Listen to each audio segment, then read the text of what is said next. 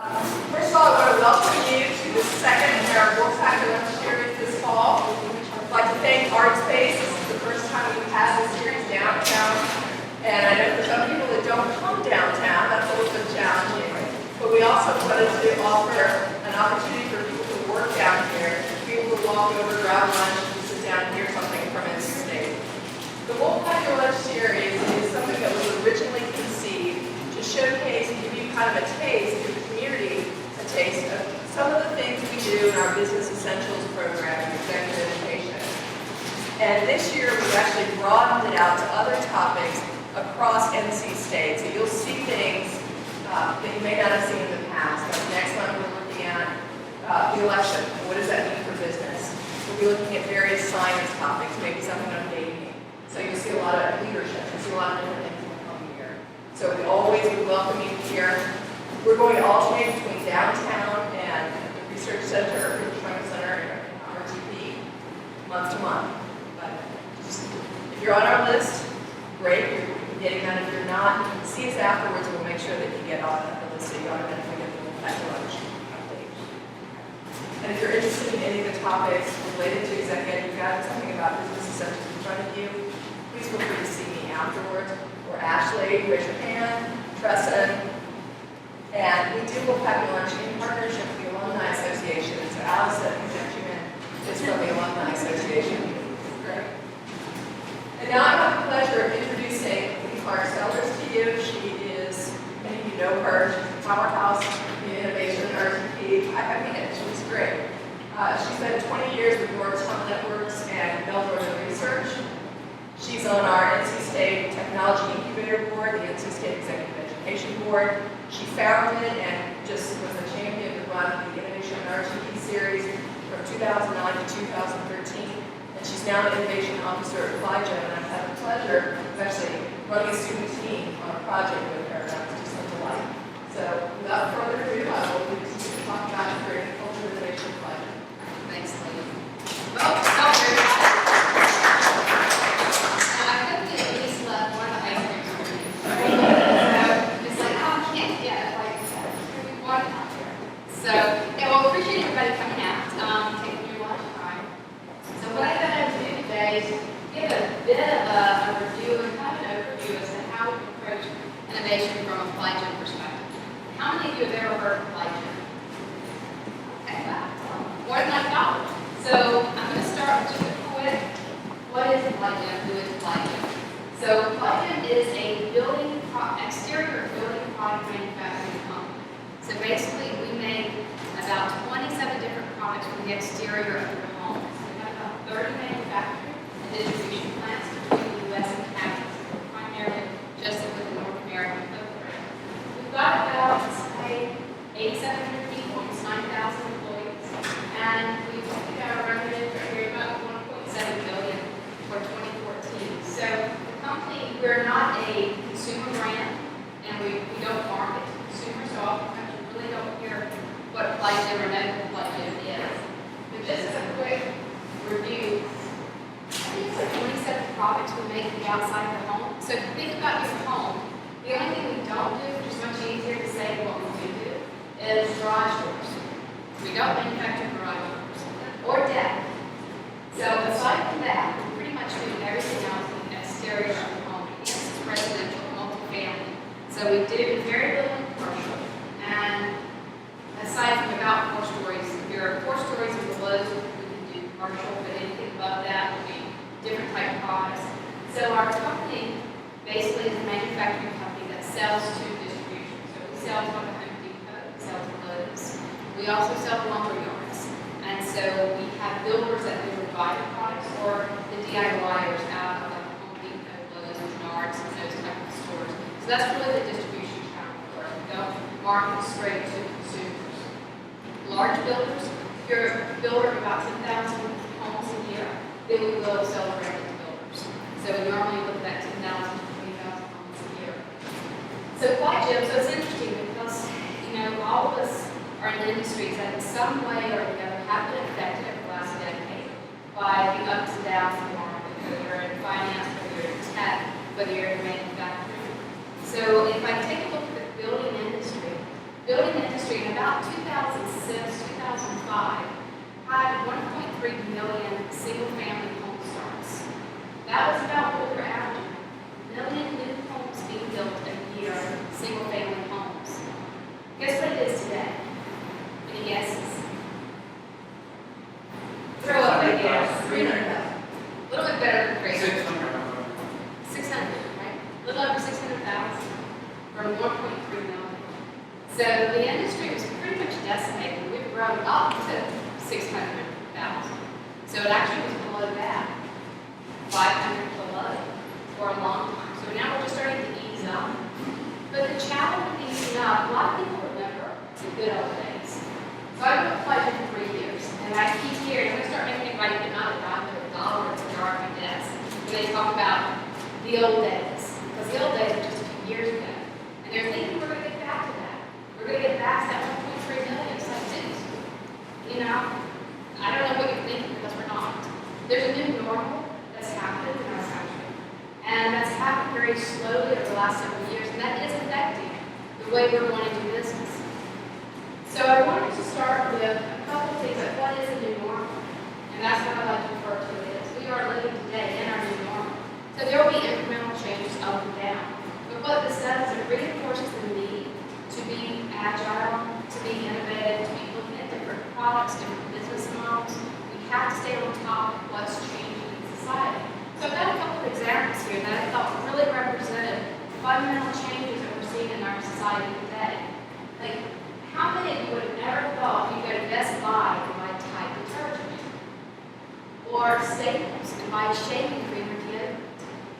Home Depot today, their toilet paper, paper towels, one of their #1 categories at Home Depot. Who would have thought that? So who's looking at those customer trends that says, as consumers, if we want to do more, one stop? Walmart kind of taught us that, but when you start to have some of those models adopted by Walmart, Home Depot, they just started selling 3D printers. $2,000, you could buy a 3D printer from Home Depot. Who would have thought that, right? So things are changing. If you look at patents as another example, most of us have grown up in a world where you do patents to protect your technology. You want to keep others out of your industry. Look at what Tesla has done. Tesla opened up their patents because they're trying to create a market. They're like, you can't be a standalone. So we've actually got to start now creating more of a market to get competition in. Because with more competition, there'll be lower end cars that will get into the market, and then they will start to then build up. So at one point in time, they'll look at Tesla being less of a car. The one that I really like the most about how these are just really changing in our environment today is Fujitsu. So if you look at Japan, where every square inch of ground is at a premium, Fujitsu had a lot of empty warehouses. And they were trying to figure out what do we do with empty warehouses. Well, what they started doing is growing cabbage. So they turned their warehouses that were basically their electronic components into greenhouses, but very high-tech greenhouses. So they took their technology knowledge and they implemented brand new greenhouse technology, irrigation technology. So instead of Fujitsu being known as an electronics company, they are actually pretty cutting edge on hydroponics and other greenhouse type technologies.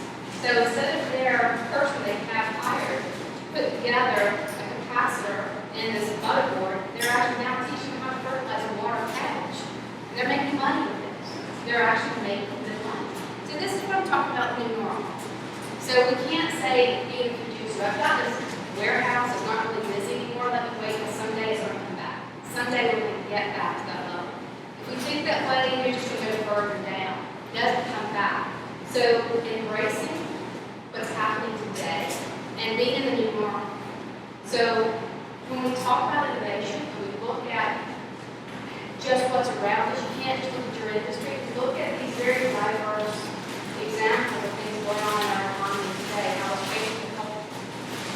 So when I come back to the building industry, people say, well, we never going to come back to that 1.3 million single-family home starts a year.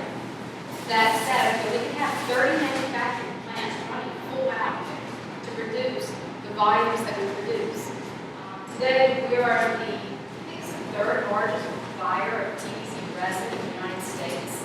So we get railroad cars a day, like multiple 10 railroad cars a day in some of our plants. It's such a high volume.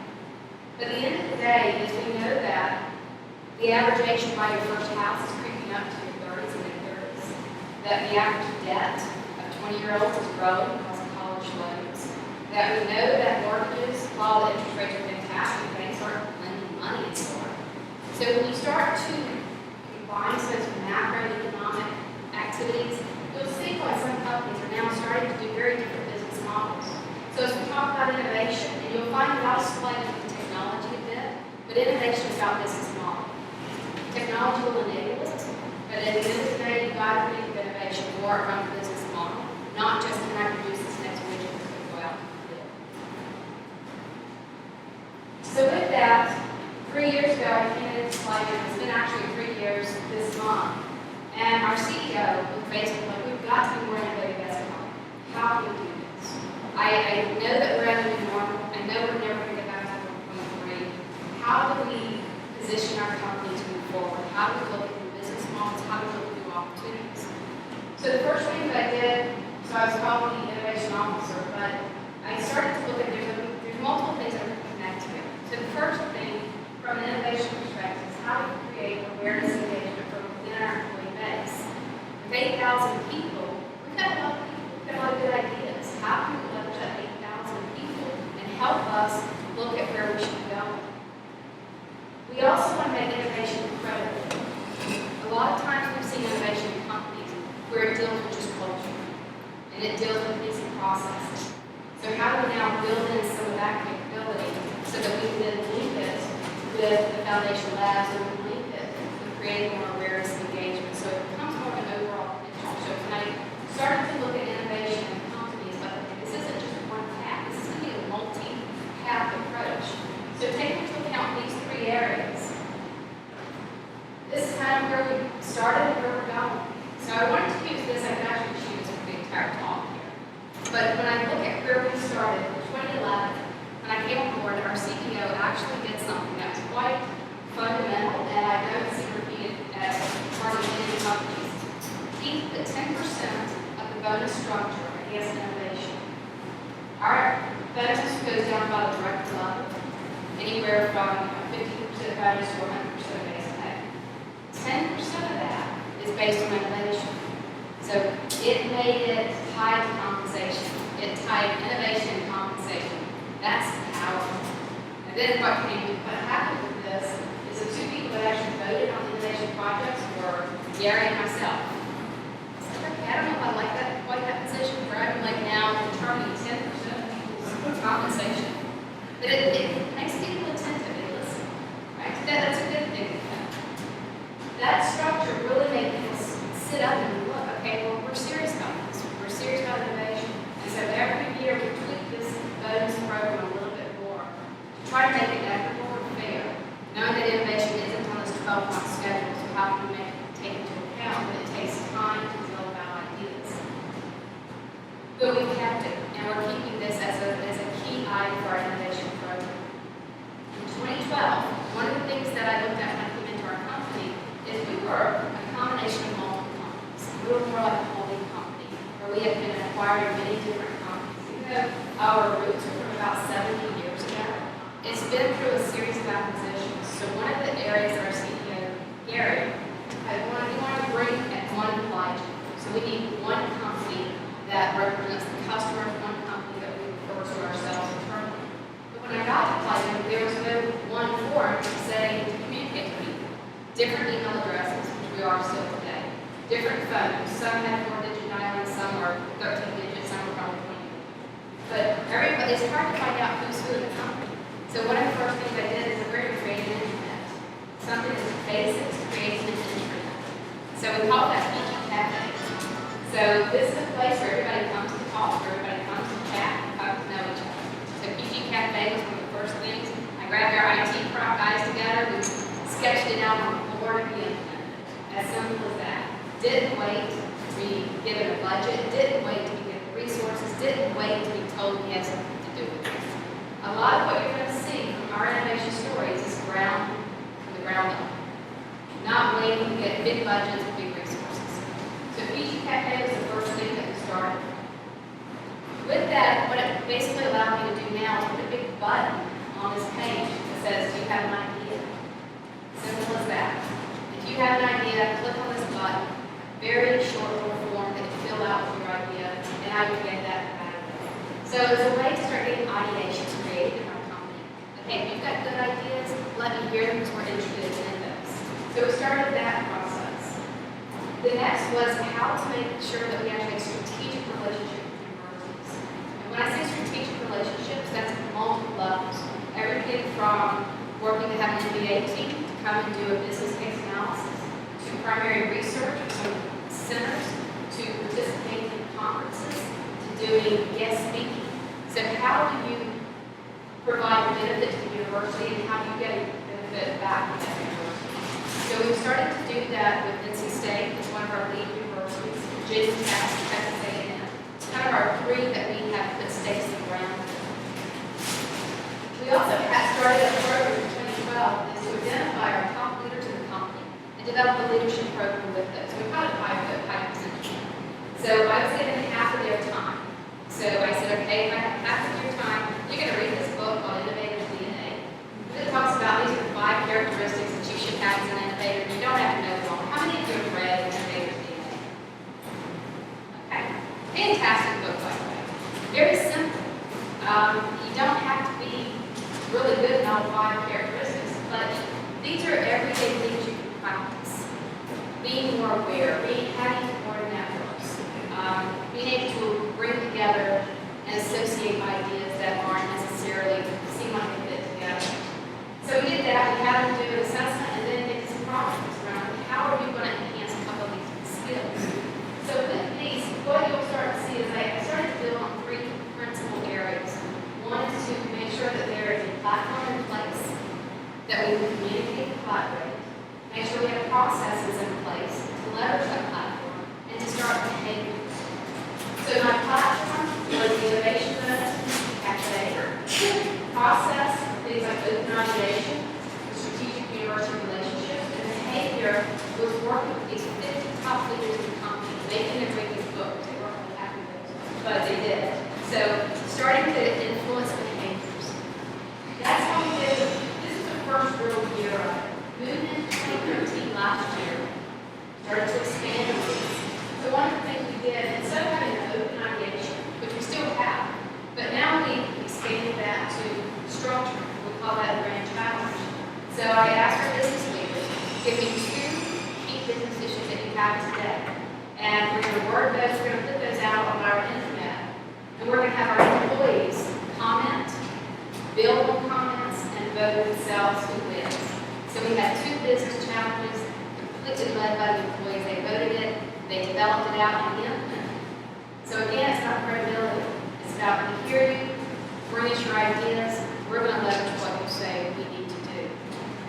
The reason I wanted to do the Grand Challenge is I read about the Gatorade process.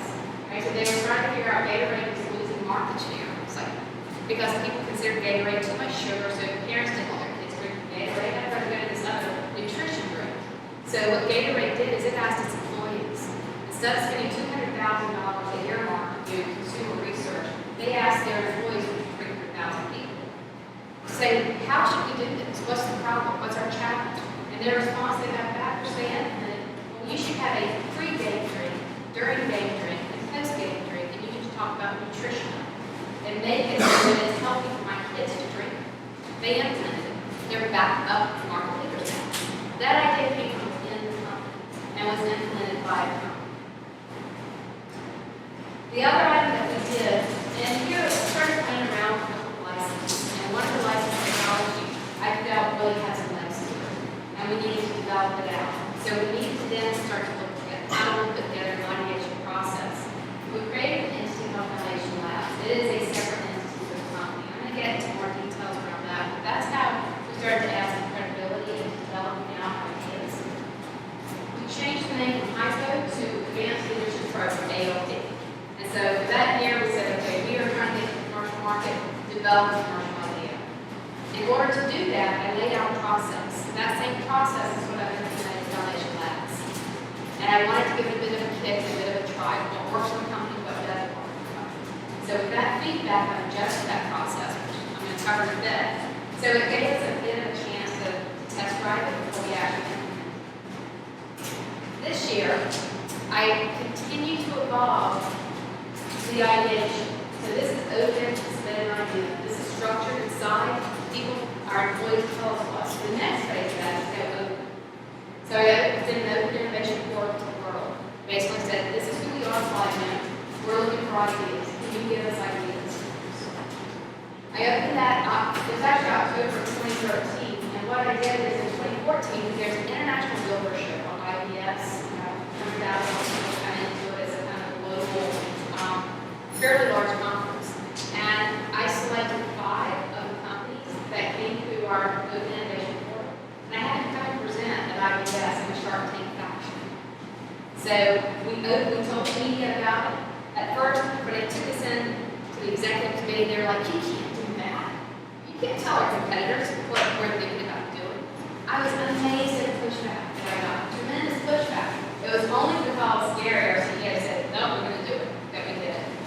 So we basically selected 5 companies, and I will be truthful. 2 of them I did invite to Shark Tank, we wanted to keep those ourselves. So it was really good. So we did keep it back in terms of companies. But it took 5 of them, because 2 of them I knew we would never do anything with this, and they were good ideas. And I wanted to give them visibility. Somebody else may want to take this idea off. So we had, on the panel, we had a VC, so we had an investor, we had all of our executives, and each company had 15 minutes, and they would take video they made. Afterwards, all of our trade magazines would capture pictures of them, and these guys, while we didn't do business with them directly, they picked up, they were able to commercialize their ideas through that event. So it creates goodwill, and it actually, for the first time in our industry, said it's okay to share ideas. This was something very, very different to do in our industry, and it worked. It actually worked really, really well. From there, we started to look at, again, how we can more collaborative with universities. So again, building on what's going to start here. So 2 events that we did, Solar Decathlon. How many of you are familiar with Solar Decathlon? Okay. So Solar Decathlon is a biannual competition in the States where universities are invited to build the most energy sustainable, energy efficient and sustainable structure. Those 2, by the way, don't necessarily complement each other. And for work, they actually build a full house. So students build full homes that are then deconstructed and reconstructed during competition, which is usually at the mall in DC, and they're judged. Appalachian State has a program that actually does this, and so we supported Appalachian State, and we worked with Eastman, who had a film technology and the windows. So in collaboration with Eastman, we did all the windows and doors for the competition this year, but instead of it being in Washington, it was actually in Paris, in Gardens Versailles. So for 2 weeks, only 2 United States teams were selected. The rest were global, so there were a total of 20 teams. And so we were able to participate on a global competition with a joint prototype window and door that we did with Eastman. We had a window and door that was as energy efficient as that wall right there. University of Purdue on a net zero home. Okay, so full living residence over in Purdue. And we were supplying the windows and doors, and we were allowed to take out sashes as we need. So I've got 5 different technologies I'm looking at right now for glass. Thermochromatic, electrochromatic, hard lines that you can control that connect with your smart home. And we're going to have the people living there tell us what they like best. We have 25 sensors inside the room, outside the room. We're collecting data, and we'll change these out every 6 months, every year. And we're going to use this as a living lab that people are actually living in. So another way that we can do a collaborative build. The other item that we did this year is we launched the first product in Foundation Labs. So when I talk about credibility, that is the pinnacle of credibility. We made a commercialization decision 12 months ago, and we released a product in 12 months. I had people on this team saying, no way, we're not going to put a product at an exterior of your home in 12 months. You're going to have to field test it maybe 3 or 4 years to get it. So 12 months, we worked with this technology for about a year before we made that commercialization decision. But what we did with that is a small product launch, but it gives credibility. And not only do we release a new product, we're doing a completely different business model as we release this product, which was as key to me as the technology was. We went with a different type of customer, different market approach, completely different than the rest of the company. That's why Foundation Labs is a separate entity. It's not a part of the main company, so that we can basically try things. We can take a certain amount of risk, but the rest of the company cannot take. And then we have our plans for the following years. Basically, more engagement with customers. Continue to build on the platform that's been created. Continue to have agility in the processes, and then affect behavior. So everything that I do with Elijah falls in those three categories. How am I trying to affect change in all three of those categories? One of the things, we started with Foundation Labs, we always have this question, right? How much does business unit own, and how much does Foundation Labs own? Where is that line? Because that line is ever moving. So one of the things that I did is I looked at innovation. You can find this in probably about 20,000 books. Innovation can be defined in so many different ways. So I took a snapshot of one, adjusted it so it worked with us. So this is probably you're familiar with it, but when you look at degrees of innovation, I started to find what's required to hold things. Keep the lights on, get the product out the door. It is doing those items that are probably low risk, low revenue, but they're needed. So hence low scale and profitability, low scale and risk. The next is incremental. Let's add that new color. Let's add that new profile. What are we going to do different? So a little bit more involved, but still you're using the same skill set. You kind of go up the scale to the point where we really have no skill set here in this company to do this. Why are we even doing it? It's all experimental. We don't know if we're going to be profitable or not. If it works, man, we get a big payoff. So we started to find Foundation Labs kind of owns this. The business units own this. The business units need to stay focused.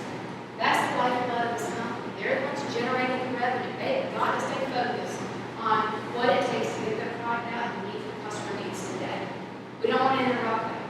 So what Foundation Labs is doing is saying, okay, we'll take this other revenue here. And we're going to still work with business units, but we will take ownership of that piece. So that's how we divided between Foundation Labs and business units. Because one of the things and principles that I have continued to reiterate is everybody wants innovation. Everybody wants innovation. Every function, every person in this company is responsible for their own innovation. I get so much pushback from finance guys and HR people. It's like, how can we be innovative? It's like, I love that question because I always have examples of how financial companies have been innovative. HR companies, right? And it's like, you just gotta think. You gotta explore. You gotta think outside of what you do day to day. Because it's too easy to say innovation is R&D, innovation is technology, and you're gonna lose the game if that's your mindset.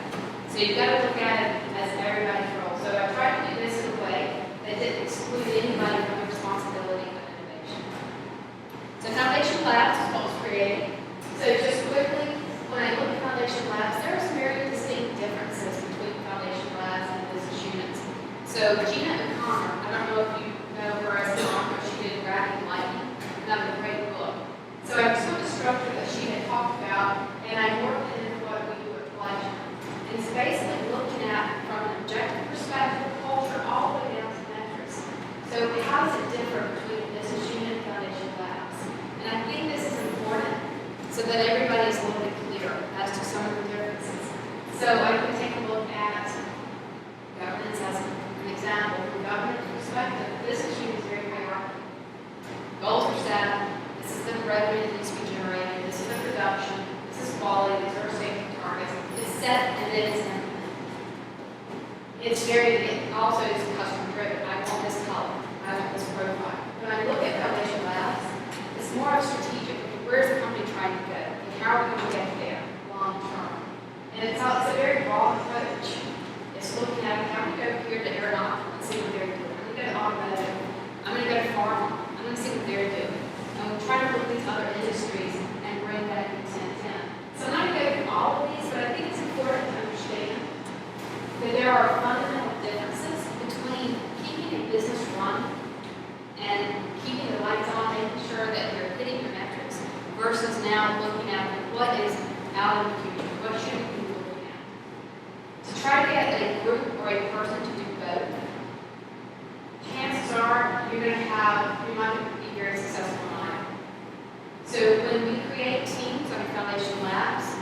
try to make sure that 80% of their thought power is in foundation labs. So that's the other key learning. You can still do it when you separate those tasks with the same person, but it slows down. It slows way down. So foundation labs, there's 3 phases of foundation labs, and you're going to recognize these 3 phases if you read anything with innovation. First is opportunity. You have to identify what's out there, what do I look at. If it passes this state, you incubate it, prototype it, you figure it out, you vet it out a bit more. If that looks good, then we launch.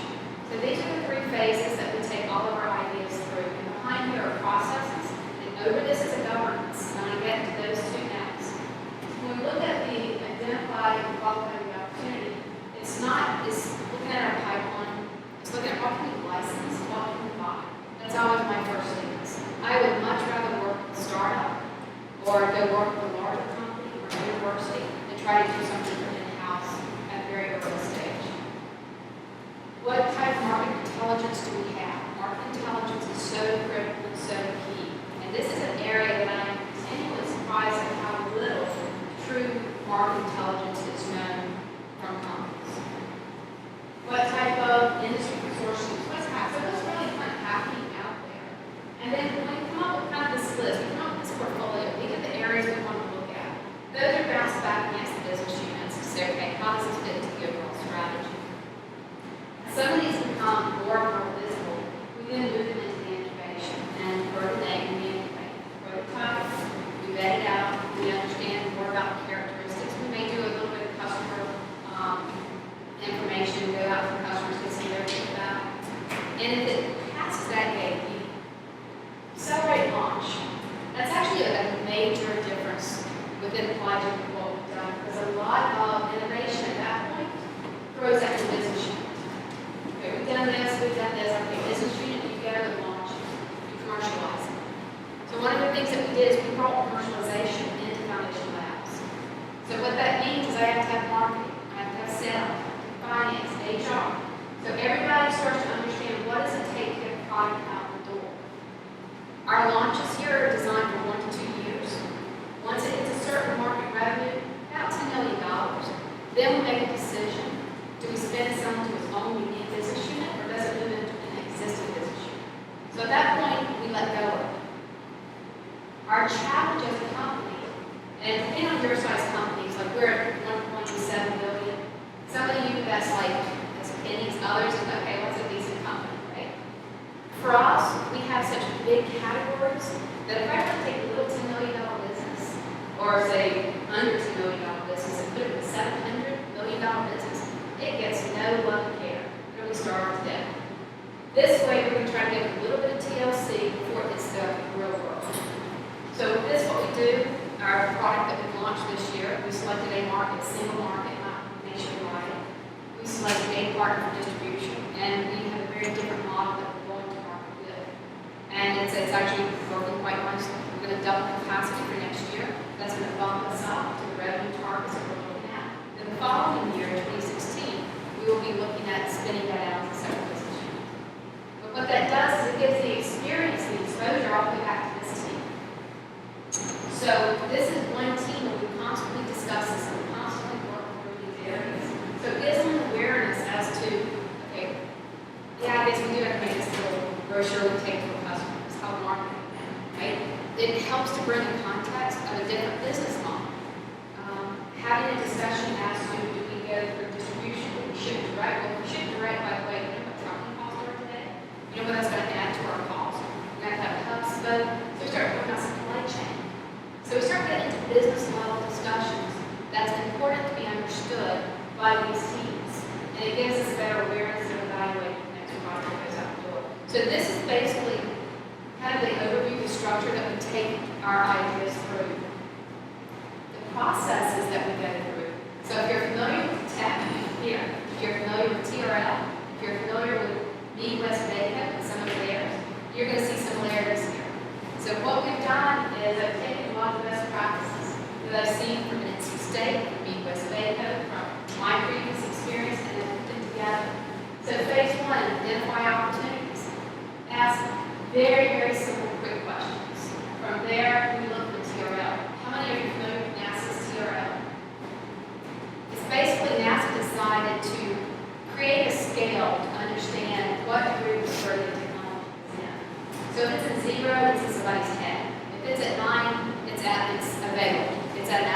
product that you can feel and touch. That's critical to understand the maturity of the technology. So we match the maturity of the technology along with questions around our internal capabilities. From there, we use two different views to look at it from a business opportunity and a priority. What are our capabilities to do this? What's the opportunity? So if we really don't have any capabilities to do it, it really doesn't look like a good opportunity. It kind of stays in this quadrant down here. We then look at cost versus priority. So we start to now, we have 5 different new items we're discussing. We'll put those 5 here, we'll put those 5 here, evaluate them there. Well, guess what? We're going to go with these. We're going to go with these. So whatever the match between those quadrants, that's what we're going to do and go into the next level. So when we go to the next level, we start looking over here. One of the key areas we look at is business component analysis, an IBM tool. It's a very complicated and complex product. I look at it in the most simplistic form. The value that I see there is what we've done is we've taken every function we have as a business, and we mapped it out. And we say, this idea, this product, how does it affect these functions? Green, no change. Yellow will be some change. Red, we do nothing like that today. If it's a whole lot of red, that starts to tell me up front, this isn't going to go to an existing business unit. This is something that's probably going to be spun out as its own, and I need to keep that in mind as I design now through the prototype stage. Do I need to look for different type of partners? If it's all green, okay, well, I'm going to get involved with the business units because this is going to spin over there, so by the way, you guys need to use these resources because we're going to develop this and it's going to go into your business unit. So this is a critical step for me right here, to understand, can we do it in the business and the structure it is today? Typical SWOT analysis, and then we come down here and spend a lot of time talking about those macroeconomic areas. What's happening out there? What's happening is going to influence. One of the technologies that we licensed, that we developed, is around recycled polymers. So I like to take what the Trex decking in the world throws back into trash dump. So I like to weigh that trash dump and take that, but everybody else can't use. Because that's to me a goal. So we take all of that type of created some product and created actually an entire material science around this. So we have a portfolio that's been developed. It's important here because if you change formulations today, I like these little caps that everybody else likes right here. But they're changing the formulation on it. And that formulation change is going to happen in the next 3 years. And guess what? I can't use it when they change that formulation. So I need to know now what's going to be happening. I need to know what regulatory. There was a point last year where China was buying boatloads, literally, of our trash. And they were taking PVC and turning it into virgin PVC. That made the price skyrocket. It made the price of what we were thinking of doing didn't work anymore. So we need to understand what's happening in the environment that's going to affect us. Once we get through that, we prototype it, we vet it, and we can actually manufacture it. And for a manufacturing company, this is one of my learnings, is I'm used to software. I'm going to go home this weekend, and I'm going to do a prototype. And I can see if this actually works. I can test it out and embed it as a software. Manufacturing, I have to buy a $500,000 extruder. By the way, I have to wait 6 months for it. And when it gets here, it doesn't work. I'm going to have to spend another 30 days fine-tuning it. So for me, going from digital into manufacturing was a rude awakening. It's like I'm amazed of the lack of quality in U.S. manufacturing tools today. It's astonishing to me. So those are some of the things that we have to deal with, that you have to put into place. And when we make a decision to go into here, we're talking about usually several $1 million that we have to commit. And for us as a company, several $1 million is a lot of money to put on something that we have no idea if it's going to be successful or not. But we're willing to put capital investment in and resource investment. So this one gives you the processes. So we have the platform Foundation Labs. We have the processes. And the governance of what we've created is what we call board managers. So Gary, our CEO, he's the chairman of this board. We created this board of managers that I run as myself. We have a product department here. We bring in a customer. We have marketing, finance represented in this board meeting once a quarter. And every instance of that cycle, incubate, identify, launch, we review the go-no-go decisions at every meeting. So we have a customer here. So we have a customer under an NDA. basically works with us so we can get their view up front and pretty close. From there, if we actually go to a prototype and that is the technology labs team, if we have a launch, we have a team that's put together, and then once it's revenue, then we go into the actual business unit. So that gives a bit of a view as to how do we make innovation credible for the company versus it just being about cultural chat, and we put some processes out there and do ideation. It allows us to bring ideation completely around to a product, to a business model, to new customers. So that is how we've taken innovation, and over the last couple of years, how we've made it real for the company. And not only real, but sustainable. So the processes that are in place, we're not looking at being heavily funded. I actually look at federal grants, just finished an application for another grant for a thermal electric device. Look at tapping into business units as I need resources. Use state as an example to do business case analysis for us, EPA teams. So I leverage lots of different places out there. I have 2 PhD people that I've known from background and history that I bring in as consultants to help us out in certain areas. So it's not a matter of having this really nice big team, a big facility, but it's a very highly matrixed type of organization that can get people the resources as you need them. Because today, if I'm looking at a thermochromic film for a piece of glass, it's going to be vastly different than if I look at phase change material that I put behind a piece of siding. So I need the flexibility to go back and forth between technologies as well as business models. So that's how we've done it in supply chain. So that's been our innovation story. So we started out making sure we have platforms, making sure we have processes, and making sure we have vet behaviors. So as with any story, it's ongoing. So we are tweaking it, we're changing it as we go forward. We're adjusting it. We're trying to figure out what's going to work next. We've got this one product out the door, and it has been painful. There's been a lot of learning through that. We have our next product that we're going to be making a commercialization decision on in the next probably 30 days. So we are looking at having a product. We could actually have 3 product releases a year. And these product releases are quite substantial. And it requires different ways of thinking. I remember when I first came to Supply Chain, one of the important things about the exterior products is weatherability. Can it handle the outside weather? And we have a test lab in Phoenix, which is gives you the dry heat and running the other place. So those are the 2 really key stress points of any type of product. So I got there in September, my team's like, we just missed the season, the hot season. We're not going to wait till next summer. So I Googled real quick, across the globe, what city has the worst UV ever? Who's got the thinnest ozone layer? Came up with 2 cities in Australia. Guess what? They had test labs, outside weathering test labs. So I told the team, send the product over there now and start getting data, which was fantastic. The team was like, they were embarrassed by it because they were used to always depending on Phoenix and the Everglades. And I'm pleased to say that we passed through 2 cyclones that have hit up with the products that we have. So doing